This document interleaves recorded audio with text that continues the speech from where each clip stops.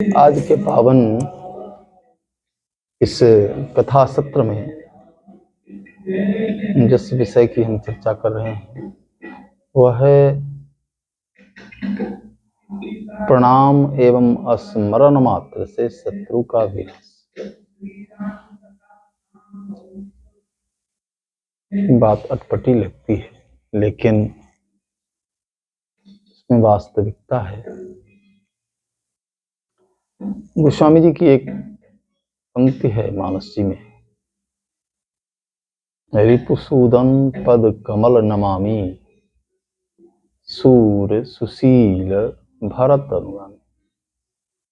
जाके सुमिरण ते रिपुनासा नाम शत्रुघ्न वेद प्रकाशा। तो मैं निवेदन कर रहा था, शत्रुघ्न जी का स्मरण, इनको किया गया वंदन शत्रु विनाशक है। सर्वप्रथम तो इनका नाम ही शत्रुसूदन है, शत्रु को निकंदन करने वाले। इनके चरण कमलों की वंदना करते हुए गोस्वामी जी कहते हैं कि ये नाम तभी सार्थक होगा जब ये सूरवीर हों। और शत्रुघ्न जी की सूरवीरता के विषय में हम लोग जानते हैं कि लवणासुर जैसे राक्षस का संहार शत्रुघ्न जी ने किया था, जिसके अत्याचार से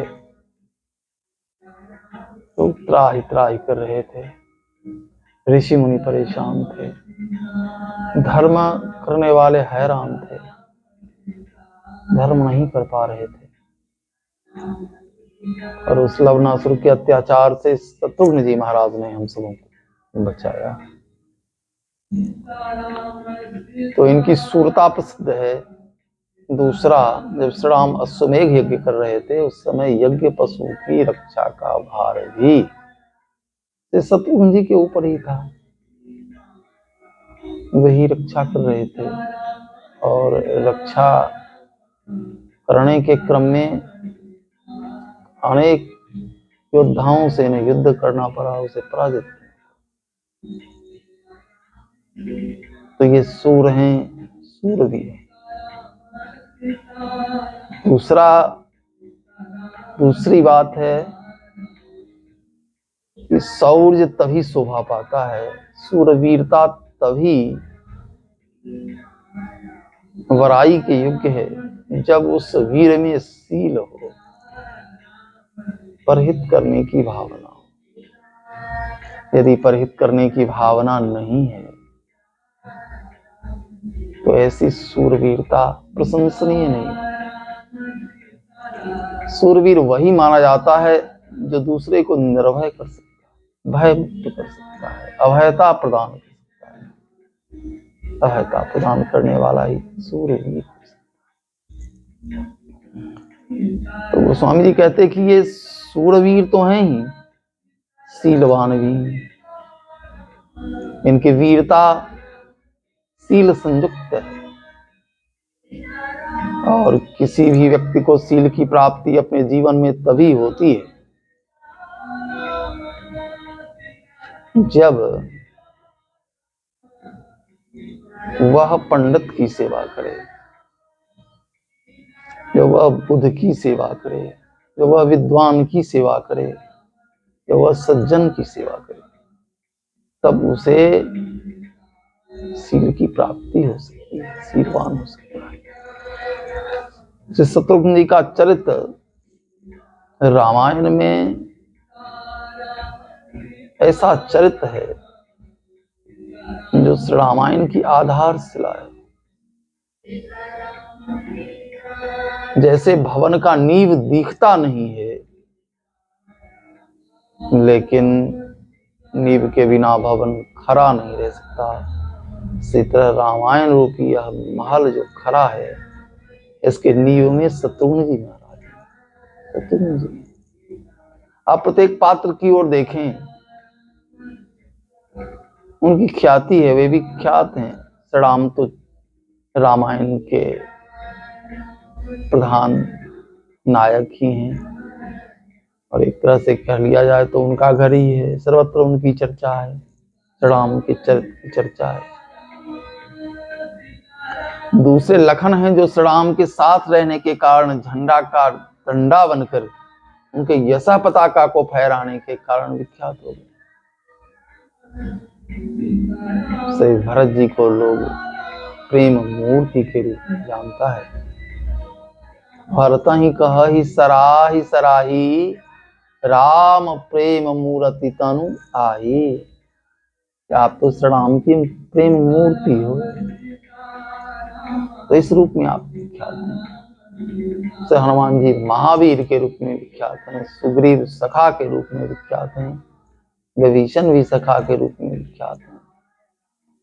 लेकिन एक अद्भुत चरित्र से शत्रुघ्न का है, जो श्री अवध में अवध का राज काज सारा देख रहे हैं। भरत नंदीग्राम में रहकर तपस्या कर रहे हैं और सारा भार शत्रुघ्न के ऊपर है, सब सहन कर रहे हैं। एक तापस वेश भी नहीं बना सकते, जिस वेश में है उसी वेश से श्री राम कार्य को सिद्ध करने में लगे हैं।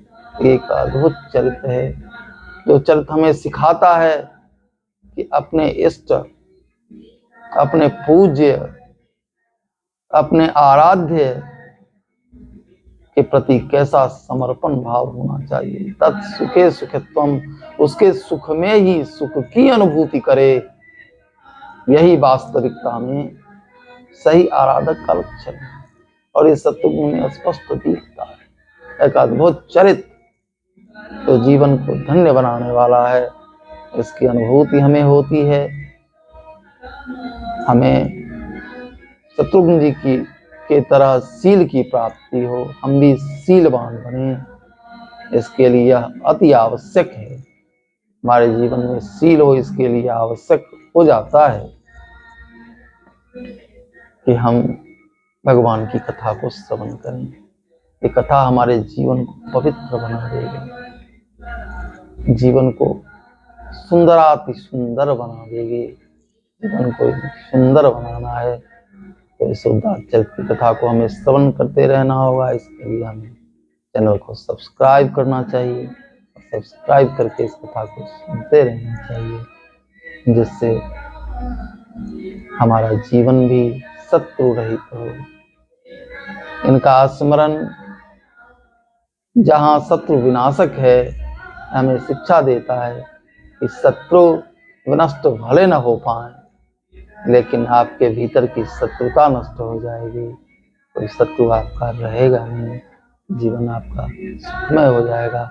और जब व्यक्ति वैर से रहित हो जाता है, निर्वैरः सर्वभूतेषु, तो वैर से रहित हो जाता है तो उसे शांति की प्राप्ति होती है, सुख की प्राप्ति होती है। सुख आपको भी प्राप्त हो, ऐसा निवेदन करते हुए वाणी को विराम। जय जय श्री सीताराम।